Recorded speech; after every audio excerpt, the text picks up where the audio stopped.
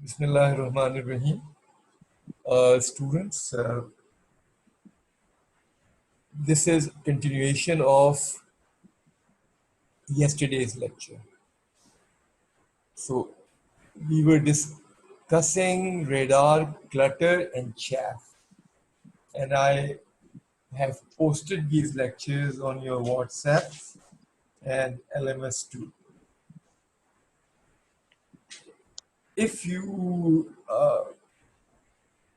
open your book, Umar तुम्हारे पास किताब मौजूद है? जी सर, मैं चैप्टर नंबर 7 पेज नंबर 404 खोल लो. जी सर. अच्छा, इन द मीन टाइम मैं जल्दी से बता देता हूँ हमने कल पढ़ा क्या था. ठीक है, कल बेसिकली हमने कौन है, अच्छा तसव्वुर आ गया. ठीक, वाई अंडरस्टैंड रेडार क्लटर. मतलब अब मैं बहुत, कल तो मैंने काफ़ी डिटेल में इसको बताया, लेकिन जल्दी से मैं बताता हूँ कि रेडार क्लटर को एनालाइज करने का बेसिक मकसद ये होता है कि जो भी रिटर्न आती है वो बेसिकली टारगेट से आती है या फिर पहाड़ियों से आती है, ग्राउंड से आती है, बैक स्कैटर से आती है. तो हमें बेसिकली उसमें ये एसरटेन करना है कि हमारा टारगेट क्या है, क्लटर क्या है, अनवांटेड एकोज. ठीक है, और अगर आप देखें तो ये अनवांटेड एकोज जो है ये आपको यहाँ नजर आ रही है. बैक स्कैटर है, ये रोटेट काम कर रहा है, रंगीन भी कर सकता है इसको. तो द थिंग इज, आपको जो चीज़ याद रखनी है ये कि आपका रेडार इकोज हो गए, आपका क्या कहते हैं रिसीवर हो गया, आपका एटमॉस्फेरिक नॉइज हो गया, इंटरफेरेंस हो गया. और इंटरफेरेंस आपके रेडार से भी आ सकता है और जैमर से भी आ सकता है. Similarly back scatter of unwanted objects समंदर से भी आ सकती है, सी से भी आ सकती है, रेन से भी आ सकती है, चैफ से भी आ सकती है, बर्ड से भी आ सकती है, ग्राउंड से भी आ सकती है. अब बेसिकली इस पूरे आर्टिकल में हमको यही सारी चीज़ें जो हैं, जो मैंने रेड से एनोटेट की थी, विल बी डिस्कस्ड. ठीक है. अच्छा, नाउ अगर आप देखें इस पर्टिकुलर जगह पे, तो सबसे पहले वो कह रहे हैं रिसीवर नॉइज. अगर आपका रेडार, लेट्स से ये जो आपका शिप है, लेट्स से इसके ऊपर ही आपका रेडार लगा हुआ है. ठीक है, तो रिसीवर नॉइज क्या होता है, जो बेसिकली आपकी नॉइज फ्लोर होती है, जो आपके कंपोनेंट की वजह से होती है, उससे ऊपर आप एक लाइन लगा देते हैं. Anything that crosses that line is your target. ठीक है, फिर उसके बाद एटमॉस्फेरिक इंटरफेरेंस, ये देखिए यहाँ ये आपके क्लाउड्स नजर आ रहे हैं. ठीक है, ये इधर भी देखिए बारिश हो रही है. सही है, तो ये जो है ये बेसिकली आपके सिस्टम को इंटरफेयर करता है. ठीक है, तो या फिर क्लाउड्स की वजह से, मतलब अरोरा इफेक्ट की वजह से जो एटमॉस्फेयर से आ रहे होते हैं, एवरीथिंग इफेक्ट्स योर सिस्टम. फिर इंटरफेरेंस. अब देखिए यहाँ ये एक रेडार तो यहाँ लगा हुआ है, लेकिन ये आपके एयरक्राफ्ट आ रहे हैं, इसके अंदर भी रेडार लगे हुए हैं. ठीक है, फिर आपके ज़मीन के अंदर भी मतलब आपके रेडार लगा हुआ है. तो अब जितने भी रेडार्स हैं वो बेसिकली, ये आपका एक मिसाइल फ्लाई कर रहा है, इसकी भी एक फ्रीक्वेंसी है, ये सब के सब इंटरफेयर करेंगे आपके सिस्टम के साथ. अच्छा, एक तो इंटरफेरेंस वो है जो अनडेलिबरेट होती है, और अगर एनिमी जो है वो खुद नॉइज ट्रांसमिट करना शुरू कर दे, तो दैट इज ऑल्सो इंटरफेरेंस. ठीक है, उसके बाद what is back scatter, that is your ground, sea, rain. जो आप यहाँ देख रहे हैं क्या हो रही है, बारिश हो रही है, it affects your system very badly. Chaffs, chaffs क्या होती हैं, लैम्डा बाय 2 की एल्यूमिनियम स्ट्रिप्स होती हैं, या आपकी फाइबर ऑप्टिक की स्ट्रिप्स होती है, इस पर एल्यूमिनियम कोट होता है. और कल मैंने आपको एक छोटा सा लेक्चर, मतलब कोई 10 मिनट का चेस के बारे में बना के भेजा था, उसको देख लीजिएगा। बर्ड्स डिफेक्ट, ग्राउंड ट्रैफिक, जो आपकी गाड़ियां चल रही होती हैं। तो बेसिकली बताने की कोशिश ये कर रहा हूँ कि everything basically affects your system, and that is what your clutter is. ठीक है, with this let's go ahead. फिर हमने एक सिस्टम आउटलाइन बताई थी। अभी जो चीज़ हम पढ़ रहे थे दैट वाज बेसिकली मोटिवेशन, यानी मोटिवेशन क्या है कि क्यों हम क्लटर को पढ़ते हैं। Because clutter is a reality. अगर आप क्लटर को अपने सिस्टम से नहीं निकालेंगे तो व्हाट विल हैपन, ऑटोमेटिकली आपका जो सिग्नल है क्लटर के साथ मर्ज कर जाएगा, and you will not be able to distinguish between your signal and clutter, and अभी आपको आगे ये चीज़ें नज़र भी आएंगी। तो वो ऑटोमेटिकली मर्ज होके और डिस्ट्रॉय हो जाएगा, या आप उसको फिल्टर आउट कर लेंगे। Now we are basically going to study the sea clutter. ठीक है, ग्राउंड क्लटर। पहले हम ग्राउंड क्लटर पढ़ेंगे, फिर हम सी क्लटर पढ़ेंगे, फिर रेंज, चैफ एंड बर्स्ट। ये बस जल्दी से इसको कवर कर लेते हैं। ये बता रहा है कि ग्राउंड क्लटर की एट्रीब्यूट्स क्या होती हैं। मतलब ground clutter is generally very large compare to your target aircraft, और स्टैटिस्टिकली वेरी करता है because of frequency, special resolution, geometry and terrain feature. Doppler जो है वो ग्राउंड क्लटर में भी आ सकता है। जैसे आप की ट्रीज हैं और ट्री के पत्ते हिल रहे हैं, और ऑब्वियसली वो फ्यू नॉट्स तक की इनेट डॉपलर शिफ्ट दे सकता है। That few knots is up to 20 kilometres per hour, which is depicted as a target on your screen. The relative motion of the radar with respect to ship and the aircraft, it also can create a problem for you. ठीक है। अच्छा, अब आपको जो अगला point मैं बता रहा हूँ, अब देखिए दो सिस्टम्स है आपके पास, एक ये है, एक ही रेडार है। ठीक है, और अगर आप इस पर्टिकुलर रेडार को देखें तो यानी this is with an attenuation of 60 dB and this one has an attenuation of 0 dB। ये जो बेसिकली जहाँ ये मेरा क्या कहते हैं हाथ घूम रहा है, ठीक है, this is basically the outer periphery of your radar। बिल्कुल ये आखिरी वाला हिस्सा।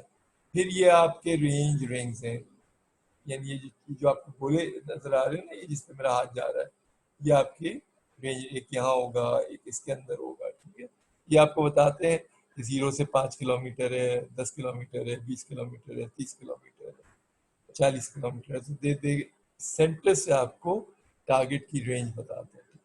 अब इस पर्टिकुलर डायग्राम में एक ही पीपीआई के दो डायग्राम, इसमें जो आपने अटेन्युएशन यूज की है वो 0 dB की है। उसका मतलब जो पूरा आपका क्लटर है वो आके सिस्टम पे डिस्प्ले हो रहा है। अब आप देखेंगे कोई एयरक्राफ्ट इस जगह पे आ जाएगा जहां मेरा हाथ रिवॉल्व कर रहा है, तो obviously it will not be display.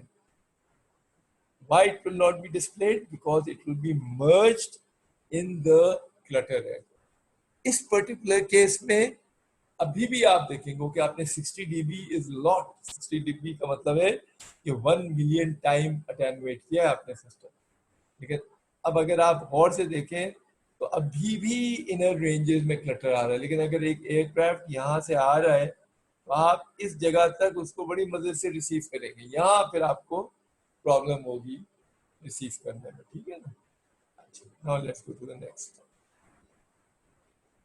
अब देखिए, अब वही चीज बता रहा है कि सबसे पहले 0 dB है। आप देखें यही पीपीआई 0 dB पे आपको अच्छा खासा क्लटर दे रही है।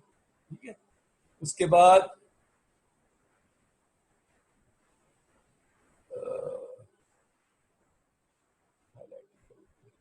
अब ये वाला पर्टिकुलर देख रहे हैं 10 dB के अटेन्युएशन आ गई, कम हो गया। 20 dB के में क्या हुआ आपका, और क्लटर कम हो गया।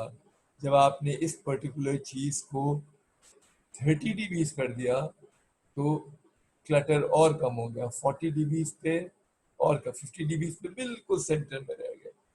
यहाँ अगर आप देखें एक टारगेट आता है तो इस जगह पे मतलब बहुत मुश्किल होगा डिटेक्ट करना। इस केस में भी यहाँ आप डिटेक्ट कर लेंगे, फिर नहीं होगा, फिर डिटेक्ट होना शुरू हो जाएगा और फिर यहाँ नहीं डिटेक्ट कर पाएंगे। इस पर्टिकुलर केस में अगर इधर से आ रहा है तो डिटेक्शन अच्छी होगी, अगर इधर से आ रहा है तो बीच बीच में प्रॉब्लम होगी। और फाइनली यहाँ आप देखिए, आप तकरीबन पूरा स्क्रीन आपका क्लियर है एक्सेप्ट द सेंटर पार्ट। तो this is what clutter can do to your screen. ये बात सबके समझ में आ रही है कि नहीं? उमैर, तुम्हें समझ में आ रही है बात ये? जी सर। अच्छा, और तसव्वुर, is it clear to you? Yes sir. अच्छा, ग्रेट। फिर हमने ये पढ़ा था, ठीक है, दिस इंफॉर्मेशन अगर आपकी किताबें खुली हुई हैं तो this information is given on page number 7.2। और 7.2 में वो ग्रेजिंग एंगल के बारे में बता रहा है और बेसिकली इस पर्टिकुलर एरिया के बारे में बता रहा है, ठीक है। तो ये हमने कल पढ़ लिया था। और आपको अगर ये यानी समझना है तो आप क्या करेंगे, क्या आप पेज नंबर 404 और 405 अपनी किताब का देखें और पढ़ लीजिए। ये मैं पहले भी आपको पढ़ा चुका हूँ, ठीक है। फिर कल भी मैंने इसका रेफरेंस दिया था और इसमें कल बहुत सारी चीज़ें बताई थी। इसमें पेज नंबर 404 पे जो दो इम्पॉर्टेंट चीज़ें हैं जिसका मैं दोबारा जिक्र कर लूँगा, वो एक ये है जहाँ मेरा हाथ घूम रहा है, ठीक है ना। अगर आप चाहते हैं कि मैं इसको रिकॉर्ड पे ड्रॉ कर दूं तो दिस इज समथिंग, इसके इर्द गिर्द मैंने एक सर्कल ड्रॉ किया। This is known as sigma zero, ठीक है। तो what is sigma zero? It is the ratio of clutter cross section area, ठीक है। ये आपका जो है ये क्लटर क्रॉस सेक्शन एरिया, और आपकी किताब में इसके आगे छोटा सा सी भी बना हुआ है ऐसे करके, ठीक है। इतना मोटा है, इसके साथ बना रहा एक इस तरह का, यानी इसके सफिक्स में ऐसे करके एक सी भी बना हुआ है। तो इसका मतलब ये है this is a cross section of a clutter with respect to the area of the clutter. ये भी यहाँ इसके भी साथ एक छोटा सा सी बना हुआ है, ठीक है। So what does it mean कि this is something which becomes a reference. यानी अगर आप पूरे क्लटर को देखेंगे तो कहीं ज्यादा होगा कहीं कम होगा, but this gives you a unit कि आपको दे रहा है। वाई इसको सिग्मा जीरो क्यों कहते हैं? अच्छा, यहाँ सफिक्स में लगा हुआ है, अगर आप अपनी किताब में देखें तो ऊपर लगा हुआ है, यानी रेज टू पावर है, ठीक है। तो यानी कुछ किताबों में एज अ सफिक्स होता है, कुछ किताबों में यानी रेज टू पावर यानी इस जगह जीरो लगा होता है। That doesn't make any difference.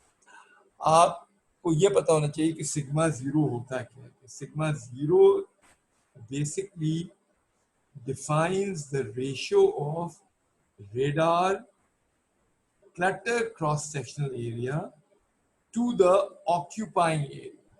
ये आपको याद रखना है। And this is your 7.1 on page number 4, और उसके बिल्कुल नीचे वाली लाइन में इसकी डेफिनेशन भी लिखी हुई है, ठीक है। और इसका पर्पस क्या है कि ये आपके scattering coefficient, differential scattering, cross section, normalized radar reflectivity और back scattering coefficient और normalized radar cross section को define करता है, ठीक है। यानी this sigma is used everywhere, ठीक है। और अभी हम जब आगे चलेंगे हम इसकी importance भी देख लेंगे, ठीक है। और this area is basically calculated by this, यानी this is your radius, this is your two-way bandwidth, ठीक है, into half CT, यानी speed of light into the pulse width into the secant of phi. ठीक है, what is phi? This, which is known as grazing angle. ठीक है, यानी अगर आप phi बनाना चाहें तो basically this thing is क्या होगा, this thing is phi. मैं लाइन बनाई, ये एंगल जो है ये phi है, जो ये आपके सामने ये यहाँ मेंशन हो रहा है. ड्रॉ करना भी एक आर्ट है, आपका हाथ सीधा है.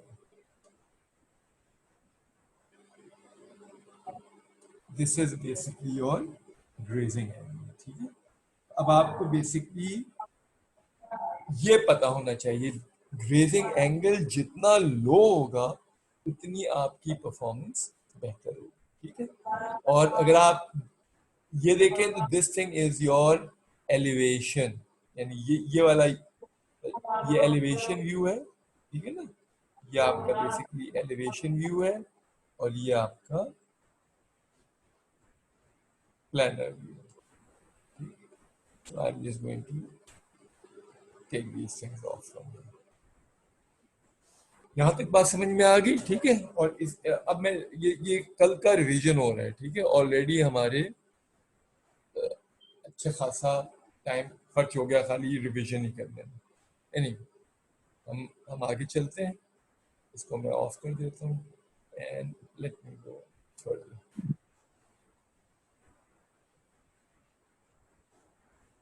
Now this is something very important. ये आपका जो डायग्राम है, this is a very important diagram. अब वो calculation of the ground clutter बता रहा है और उसका रीजन क्या है. देखिए, अभी अगर आप पेज नंबर 404 पे अगर आपने किताब खोली हुई है तो cross section of the clutter यहाँ इसकी वैल्यू लिखी है कि cross section of the clutter is equal to sigma 0 into a. ठीक है, और हमें पता है कि सिग्मा 0 क्या होता है. अभी मैंने आपको बताया है कि clutter cross section area over the area it is covering, यानी ये जो आपका क्लटर का क्रॉस सेक्शन है divided by the area which it covers. यानी ऑब्वियसली अगर आप सिग्मा 0 निकालेंगे तो सिग्मा सी को आप AC से डिवाइड कर देंगे. ठीक है, और हमें पता है कि एरिया किसके बराबर है. ये एरिया का फॉर्मूला ये पिछले वाले स्लाइड में हमने आपको दिखाया था. ठीक है, इसमें हम कहते हैं कि this thing is equal to 1, very small. ठीक है, इसको हम सपोज कर लेते हैं. अब हमारा टोटल फॉर्मूला ये आ गया. ठीक है, वाई? बिकॉज हमने कहा कि सीकेंट का जो फंक्शन है वो 1 के बराबर है. And because it's a very very small angle. अब आपका जो फॉर्मूला है वो क्या बन गया कि sigma 0 into speed of light into t divided by 2 into r and your theta b. ठीक है, which is your two-way bandwidth of the system. ठीक है, this is your time period, this is speed of light, and this is the range which it is covering. ठीक है, यानी इस particular case में आप देखें ये आपकी रेंज क्या होगी, ये यहाँ से लेकर यहाँ तक. This will be your R. अच्छा, जब आप इसमें सारी वैल्यूज पुट करेंगे तो यू कैन सी कि जो दोनों का रेशियो है, यानी cross section area of the target and the cross section area of the clutter, it is 20. ठीक है, जो चीज मैं आपको बताने की कोशिश कर रहा हूं, आप इसको बहुत गौर से सुनिएगा कि must suppress the clutter by a factor of 45 dB to ensure that everything which you see is proper. ये इसने जो 20 निकाला है that is for a cross section area of 1 metre square, ठीक है। और जो आपका नॉर्मल क्लटर आ रहा है वो कितना है, अबाउट 1500 मीटर स्क्वायर। देखिए अब आप देखिए एयरक्राफ्ट से रिटर्न क्या आ रही है ये, और आपका जो क्लटर है वो कितना है। तो जब आप इन दोनों का रेशियो देखेंगे, यानी ये 1 मीटर स्क्वायर यहाँ से लेंगे, 15 मीटर स्क्वायर यहाँ से लेंगे, तो आपके टारगेट क्रॉस सेक्शनल एरिया और क्लटर क्रॉस सेक्शनल एरिया का रेशियो क्या आ रहा है, 20, ठीक है। सो अगर आप उसको उतना अटेनुएट नहीं करेंगे तो आपका जो सिस्टम है it will obviously play a havoc for you. You must be very careful what you doing. And अगर आप सिस्टम को सप्रेस करना चाह रहे हैं, must suppress clutter by a factor of 1500 into 20, वो कितना बन गया, 30,000। और जब इसकी आप dBs लेंगे तो that will be on 45 dBs. So this is the factor for suppression, which is what? Which is the ratio of the clutter into the clutter cross sectional area. तो आपने क्या किया, ये clutter cross section area को जब target और clutter के ratio से मल्टीप्लाई किया तो आपके पास एक फिगर आ गया, उसकी जब आपने डीबीज ली तो this is your suppression factor, ठीक है। This is basically calculation of ground clutter. अब हम जरा आगे चल गए। देखिए अब तो जमाना आसान हो गया, लेकिन पुराने जमाने में आपको एक एक चीज कैलकुलेट करनी पड़ती थी, और उस कैलकुलेशन के लिए आपको क्या करना पड़ता था, यानी आपको बेसिकली प्रॉपर इक्विपमेंट लगाना पड़ता था। You see this is your proper equipment to measure the clutter with various frequencies and various statistical parameters। अगर आप देखें इस पर्टिकुलर जगह पे, तो ये पूरे कनाडा में 42 साइट्स पे गए। इसमें झील के पास भी जगह होंगी, जैसे ये वाली जगह झील के पास है, अगर यानी इस जगह पे पहाड़ियां हैं, इस जगह पे समंदर है, बिल्कुल। तो आपने हर टेरेन में मेजर करके देखा कि how would your clutter behave, and this data was shared with Canada, United Kingdom and United States because it was a joint venture of US and Canada, ठीक है। Now let's proceed further.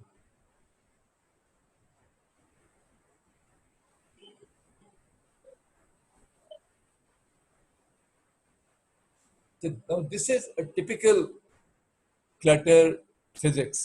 अगर आप इस diagram को गौर से देखें, अब ये आपकी पहाड़ी पे एक रेडार लगा हुआ है, ठीक है। Now you have a radar on a hill, ठीक है, and this is a depression, ठीक है। हो सकता है इसके अंदर पानी भी भरा हो, यहाँ एक दरख्त है, ठीक है। तो अब ये आपकी एक डायरेक्ट वेव है, and this wave is going with an angle. जब आपका दरख्त आएगा तो दरख्त का शेडो यहाँ है, यानी इस जगह पे अगर कोई चीज आ गई तो आपका रेडार उसको पिक नहीं कर सकता, ठीक है। सिमिलरली अगर ये वेव आपकी इस जगह पे टकरा रही है, तो इस छोटी सी पहाड़ी की वजह से जो इस पहाड़ी का शेडो है, यानी उधर भी आपका जो रेडार एनर्जी है किसी को डिटेक्ट नहीं कर सकती। ये बिल्कुल इसी तरह का है जिससे जिससे लाइट वेव्स काम करती हैं, उसी तरह इलेक्ट्रोमैग्नेटिक वेव काम करती है।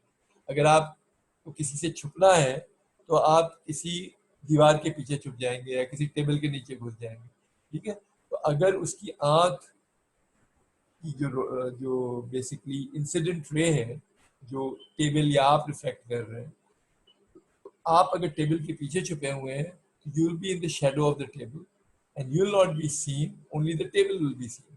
सिमिलरली जो चीज दरख्त के शेडो में या छोटी सी पहाड़ी के शेडो में या इस घर के शेडो में या अगेन इस पहाड़ी के शेडो में, तो ये जो ग्रीन से चीजें इन्होंने पॉइंट आउट की हैं, ये क्या चीज है? ये बेसिकली माइक्रो शेडो है, ठीक है। और हमें बेसिकली इन सब चीजों का क्लटर कोएफिशिएंट निकालना है, विच इज, देखिए यहाँ उसने sigma raise to power zero use किया, हम जिसे कहते हैं सिग्मा जीरो, ठीक है। सिग्मा जीरो क्या है? This is a ratio of your clutter cross section sigma C divided by the area it occupies, इसको एरिया ऑफ द क्लटर कहते हैं, ठीक है।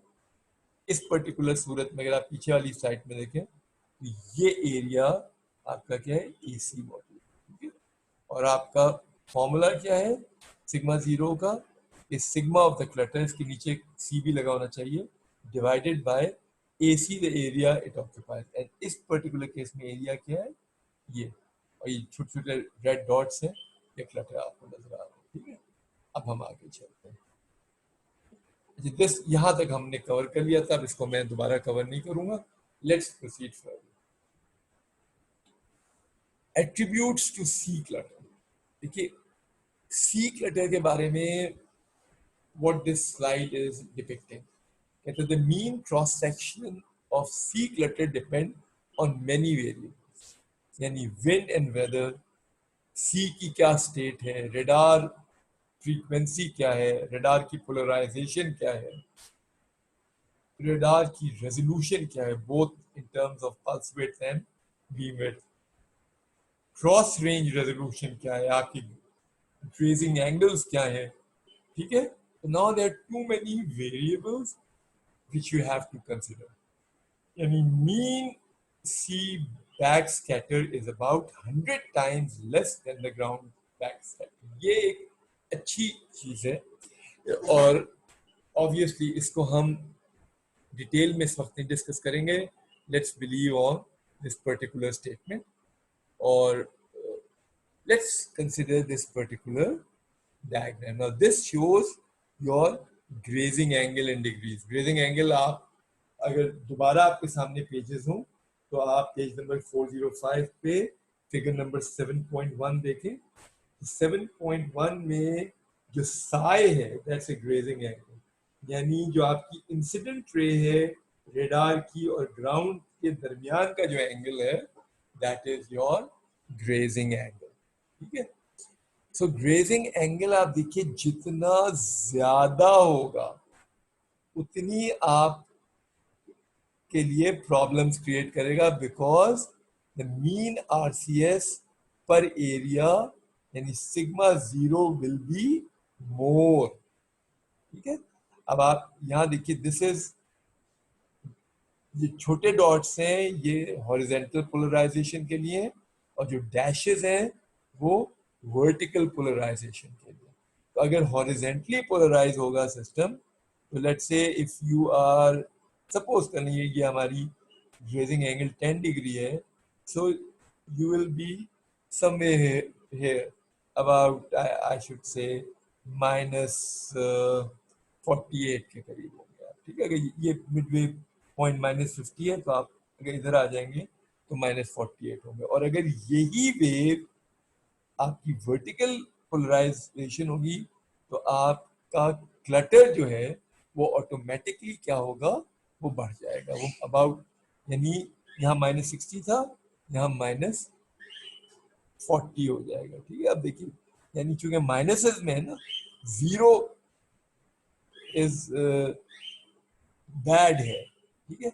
और फर्दर ये और भी बुरा हो जाएगा, यानी जितना ये माइनस में होगा उतना बेहतर होगा, ठीक है। और यहाँ आपको reflectivity of L band sea clutter नजर आ रही है, ठीक है। रिफ्लेक्टिविटी होती क्या है? रिफ्लेक्टिविटी इज योर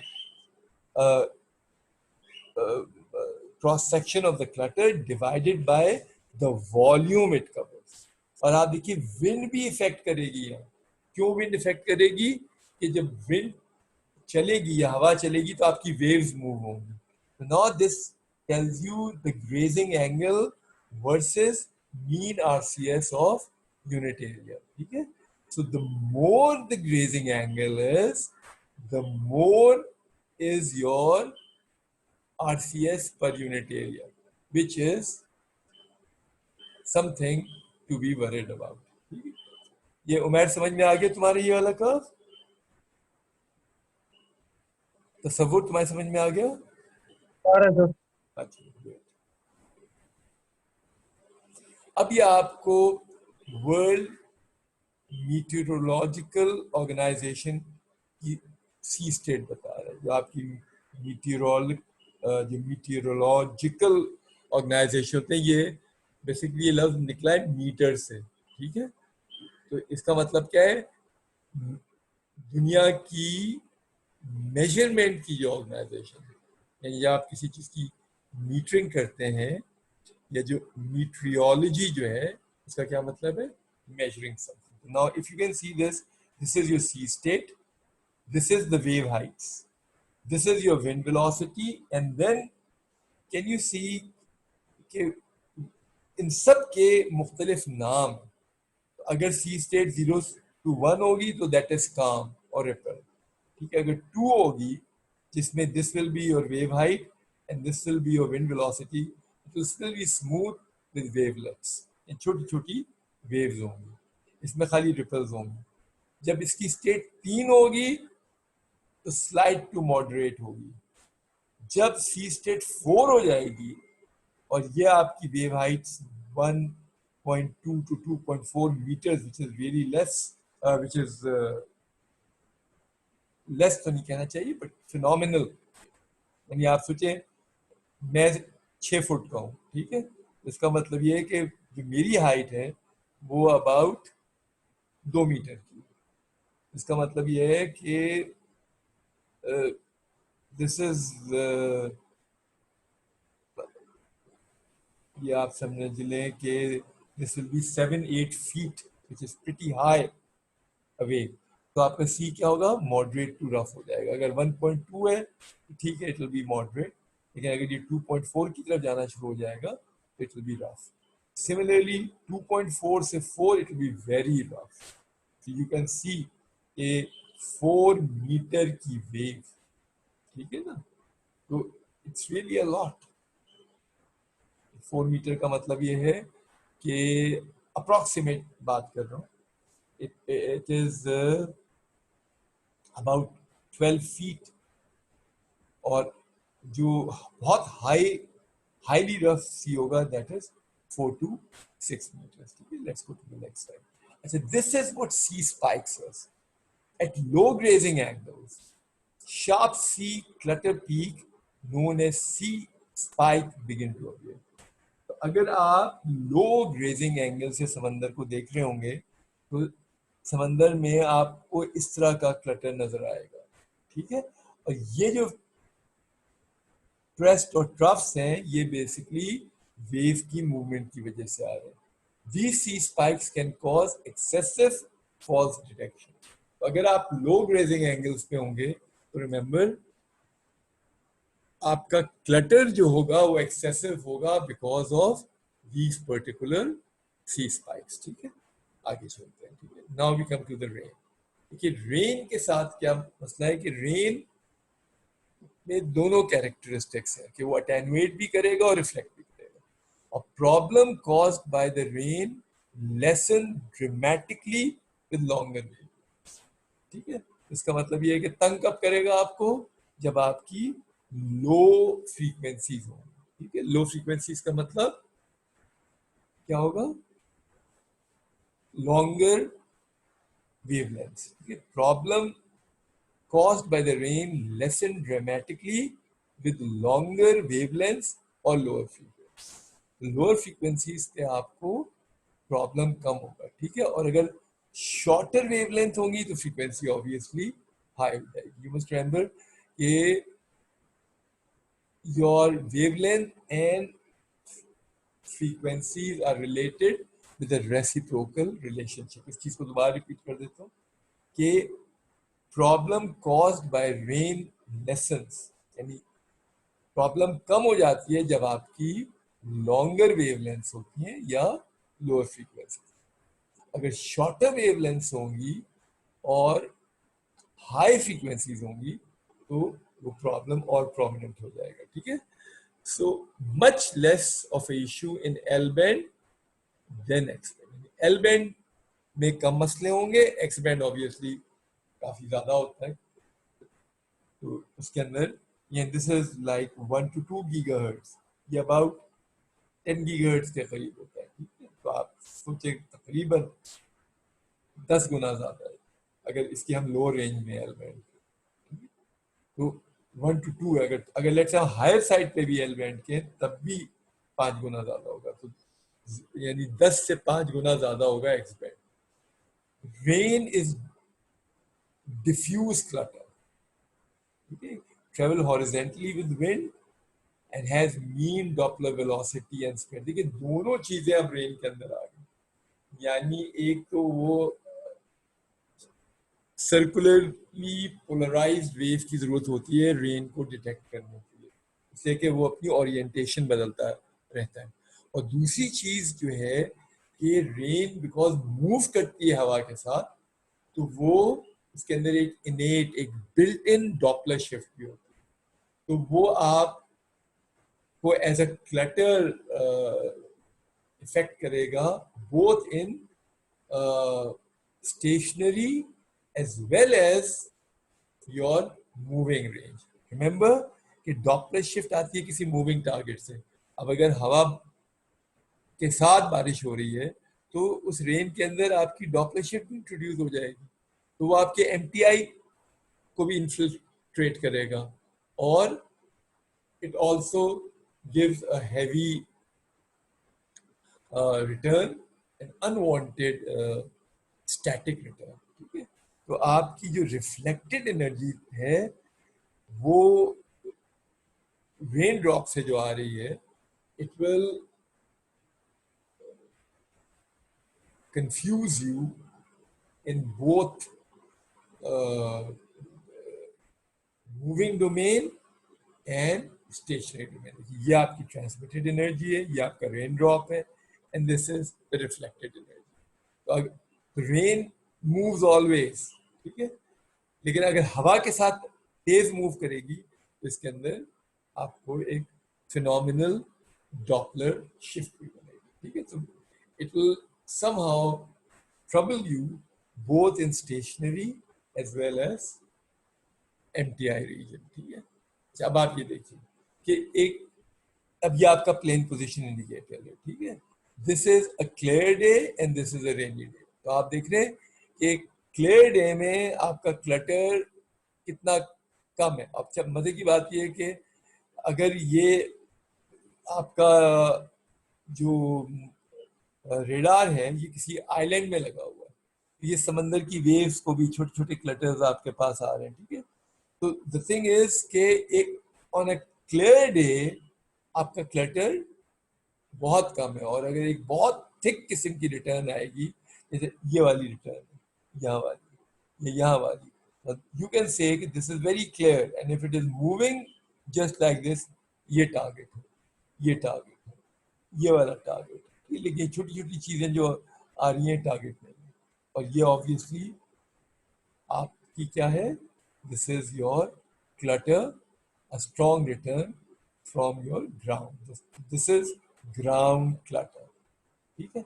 अब देखिए यही आपका रेडार का स्क्रीन है, और इस पर्टिकुलर रेडार स्क्रीन पे जो डिपिक्शन आ रही है on a heavy rain day, आप देखिए सारे क्लाउड्स आ रहे हैं, चीजें आ रहे हैं, तो अगर इधर से कोई चीज आएगी तो वो विजिबल ही नहीं होगी, वो इन क्लाउड्स के अंदर छुप जाएगी, ठीक है। इस केस में हर on a clear day everything is very clear, here it may give you trouble। आगे बात तस्वुर तुम्हारे समझ में है? तस्वुर, सर अच्छा चलिए, ग्रेट। सिमिलरली अब आपको रिफ्लेक्टिविटी ऑफ यूनिफॉर्म रेन बता रहा है, ठीक है। तो this is just a table which tell you कि अगर ड्रिजल होगा तो दिस इज एस बैंड पे इस किस्म की रिटर्न आएगी, सी बैंड पे इस पे आएगी, एक्स पे ये आएगी, के बैंड पे ये आएगी, ठीक है। तो आप ये देखिए कि फिनोमिनली मेनी टाइम्स खराब हो गया। फिगर पे मत जाओ, नेगेटिव साइड पे जाओ, जितना नेगेटिव होगा उतना बेहतर होगा। ठीक है, this is basically your clutter cross sectional area, यानी dBm square divided by meter cube. तो this is basically reflectivity. Reflectivity क्या होती है कि कोएफिशिएंट ऑफ क्लटर, यानी सिग्मा क्या है आपका cross section of a clutter. ठीक है, तो cross sectional area of a clutter divided by the volume it covers basically is known as reflectivity. ये रिफ्लेक्टिविटी का फॉर्मूला। अगर आपसे कोई पूछे कि रिफ्लेक्टिविटी का फॉर्मूला क्या है, दैट इज योर